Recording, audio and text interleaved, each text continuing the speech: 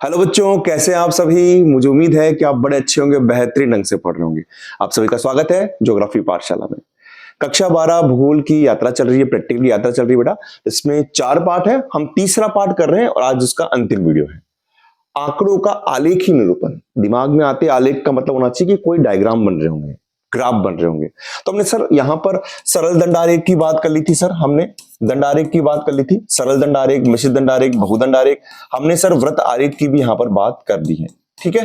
फिर हमने कल जो पढ़ा था उसमें था कि मानचित्र का वर्गीकरण क्या था, जिसमें से एक वर्गीकरण हमारे पास में था, उसका नाम था थीमेटिक मानचित्र। याद आ रहा आपको? थीमेटिक मानचित्र यानी थीम पर आधारित, विषय पर आधारित मानचित्र, जिसको वितरण मानचित्र भी कहते हैं, जिसको हम व्याख्यात्मक मानचित्र भी कहते हैं, जिसे विषयगत मानचित्र भी कहते हैं। ये दो प्रकार का था, एक था गुणात्मक और एक है मात्रात्मक। तो गुणात्मक मानचित्र जो रंगारेख विधि है ना, ये इस इधर वाली ये हमको नहीं पढ़नी है हमारे कोर्स में, नहीं, हमको मात्रात्मक यानी जितने विधि पढ़ेंगे मात्रात्मक यानी क्वांटिटी बताएगी सब।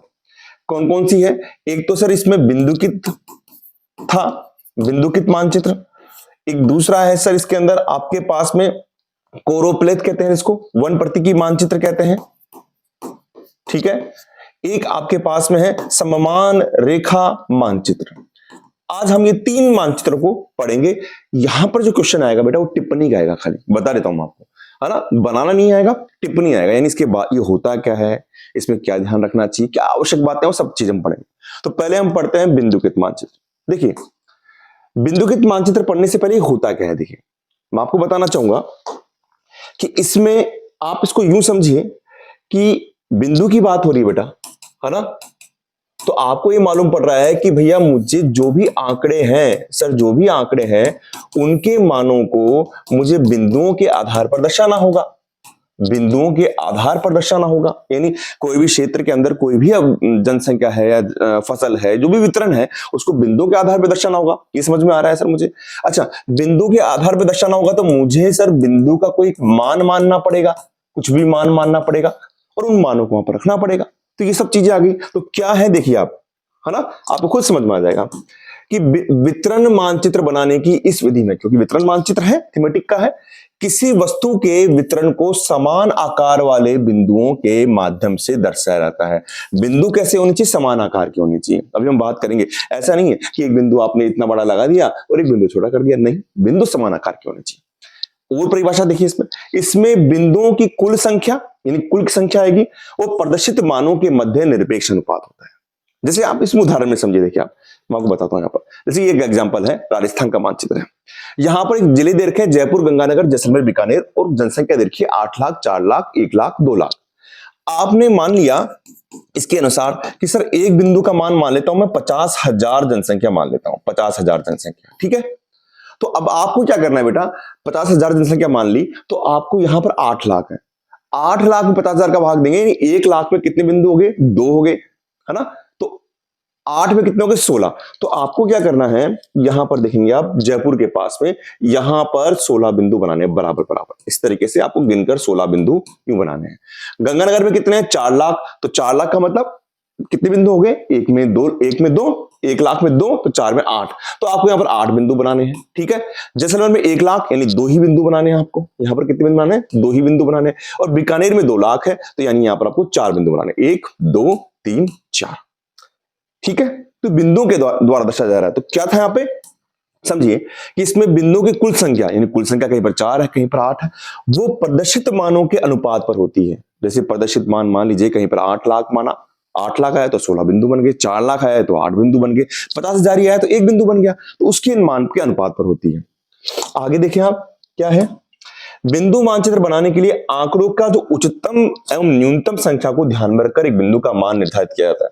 आप जब बिंदु मानचित्र बनाते हैं तो उसमें आपका उच्चतम मान क्या है और न्यूनतम मान क्या है, जैसे हम पहले मापनी मान रहे थे ना बेटा, उसी हिसाब से आपको इसमें बिंदु का मान मानना पड़ेगा। मान लीजिए यहां पर सपोज कीजिए 8 करोड़ होते, तब तो आप 50,000 नहीं मान सकते, तो फिर 8 करोड़ 50,000 में कितने बिंदु हो जाएंगे?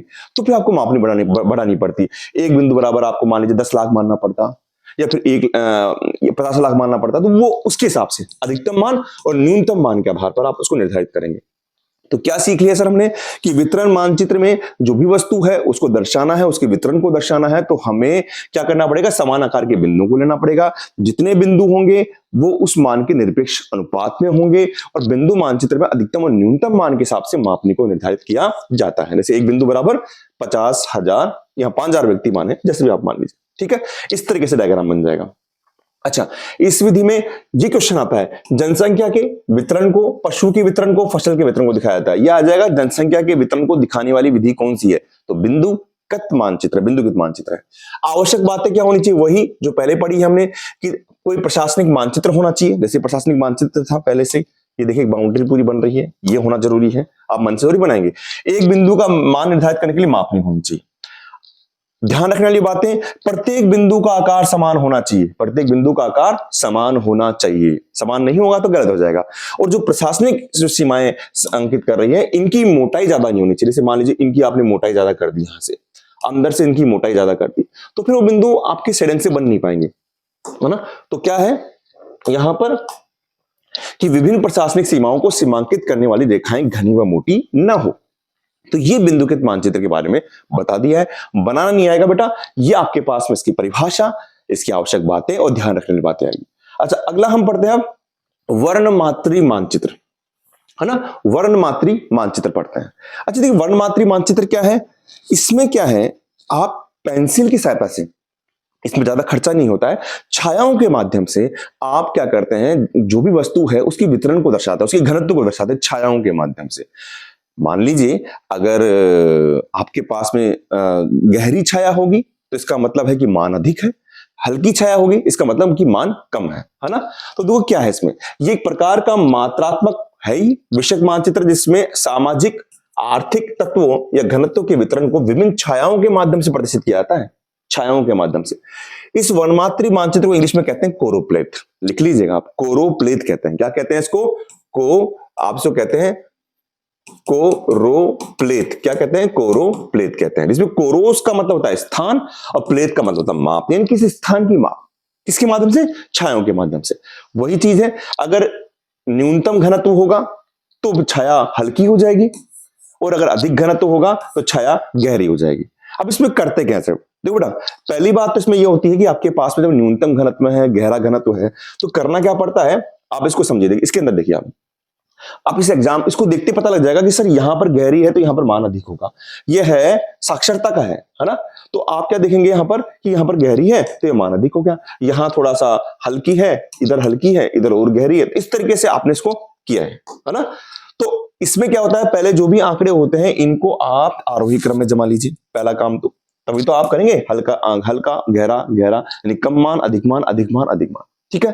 फिर इन मानों को निर्धारित करने के बाद में आप 5 वर्ग बना लेंगे, लगभग 5 वर्ग। पहला वर्ग हो जाएगा अति उच्च, है ना, अति उच्च हो जाएगा, ठीक है। दूसरा वर्ग हो जाएगा आपके पास में उच्च, तीसरा वर्ग हो जाएगा मध्य, फिर चौथा हो जाएगा निम्न, और 5वां और बना सकते हैं अति निम्न।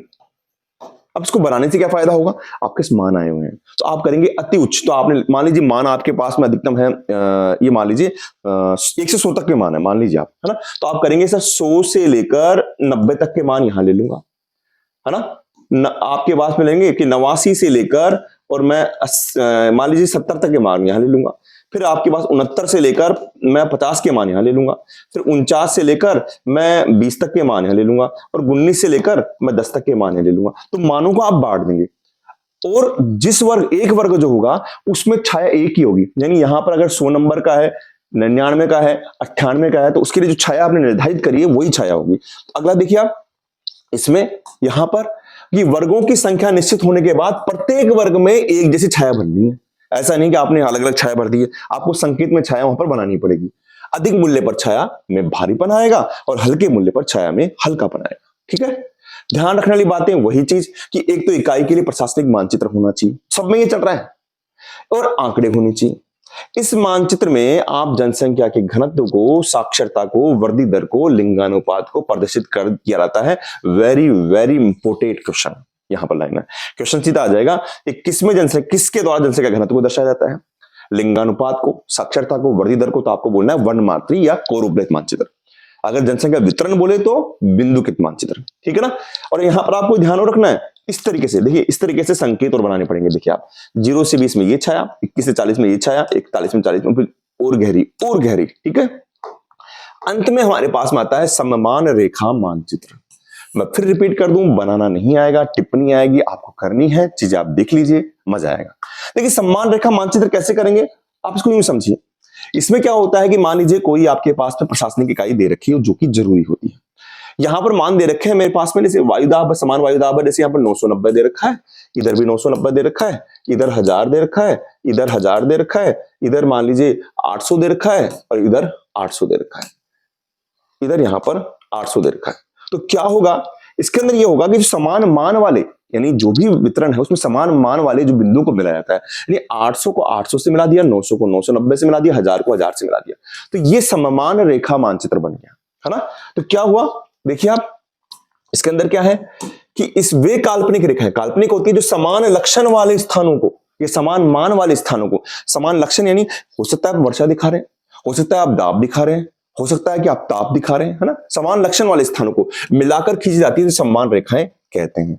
दूसरी परिभाषा देखिए आप कि मानचित्र पर किसी तत्व या वस्तु के समान मूल्य वाले, मानचित्र पर कोई भी तत्व ले लिया, कोई भी मूल्य ले लिया, समान दाब है, समान ताप है, उसको मिलाने वाले, मूल्यों को मिलाने वाले खींचे जाने वाली जो काल्पनिक रेखाएं होती है उसे समान रेखा या आइसोप्लेथ भी कहते हैं। जो कोरोप्लेथ था वर्णमात्री, इंग्लिश भी याद कर लीजिए कि आइसोप्लेथ कहते हैं, आ रहा है कभी बार। अच्छा, इसका प्रयोग किया किसने किया, सर्वप्रथम हम्बोल्ट ने किया था, है ना, जर्मनी के विद्वान हम्बोल्ट ने 1817 के अंदर सममान रेखा का प्रयोग किया था, और इसको विश्व स्तर पर जो इसको आगे स्वीकार्य कराया वो मॉक हाउस ने कराया था, सर्वव्यापी रूप किया था। उदाहरण समदाब, समताप, समलवनता, समताप, समवर्षा। समवर्षा मतलब समान वर्षा वाले स्थान को मिला दीजिए। जैसे मान लीजिए आपके पास में कोई क्षेत्र है, इस क्षेत्र के अंदर वर्षा हो रही 10 सेंटीमीटर, 10 सेंटीमीटर, यहां हो रही है 20 सेंटीमीटर, यहां हो रही है 20 सेंटीमीटर, 10 को यहां से मिला दिया, 20 को यूं मिला दिया, इस तरीके से मिल जाएगी रेखाएं, है ना, समान वर्षा। जैसे देखिए आप, मैं आपको एक एग्जाम्पल बताता हूं, यहां पर ये एग्जाम्पल देखिए आप, यहां पर आप देखेंगे ये वायु दाब का है, तो देखिए आप यहां पर 990 से 990 मिल रहा है, 97 से 997 मिल रहा है ना, इस तरीके से ये जो समान रेखा है 993, 99 ये रहा, और देखिए ये यहां से जाके ये 999 है ना, तो इस तरीके से रेखाएं मिल रही है। समान दाब की ये भी 1090 है, तो कहां जा रहा है 1090, जहां जा रहा है वहीं पर मिलेगा, ठीक है, 1000। वैसे यहां देख लीजिए आप कि पहले तो आपके पास में इसमें रचना कैसे करते हैं, समझिए आप कि समान रेखा मानचित्र बनाने के लिए सर्वप्रथम मानचित्र में किसी वस्तु या मूल्य को यथा स्थान पर लिखते हैं। तो पहले तो सर लिख दिया, सभी को लिख दिया, क्या है कि जो भी मान है उनको यथा स्थान पर लिख दिया, सर लिख दिया, कोई दिक्कत नहीं, ओके जी सर। दूसरी लाइन आपके पास में क्या है, आवश्यक बातें क्या है कि आवश्यक बातें वही आधार रेखा मानचित्र होना चाहिए, आंकड़े होनी चाहिए, ये तो रचना के अंदर बात आ गई। अच्छा, अब क्या होता है, मानों के बराबर अंतराल को चुना जाता है। अब बराबर अंतराल मतलब जैसे मान लीजिए यहां पर आपके पास में मैं बात करूं 35 यहां पर है ना, और फिर 35 मुझे देखूंगा कि सर 35 यहां पर आ गया, है ना, और कहीं पर 35 जा रहा है कि सर और कोई होगा, तो आपका ये यहां से इस तरीके से इसको मिला दिया जाएगा, है ना। तो क्या कह रहा है इसमें कि मानों के बराबर अंतराल को चुना जाता है, 5, 10, 20 के आदर्श अंतराल को चुना जाता है। जैसे आपने 10 बता दिया, 10 के बाद 20, जैसे 35 कर रहे हैं ना, फिर 40, 5 का अंतराल दे लीजिए, फिर 45, फिर 50। तो पहले तो मानों को आप लिख देंगे, फिर मानों के बराबर अंतराल को, ये रचना के अंदर ही आ जाएगा बेटा ना, इसको ध्यान रखना।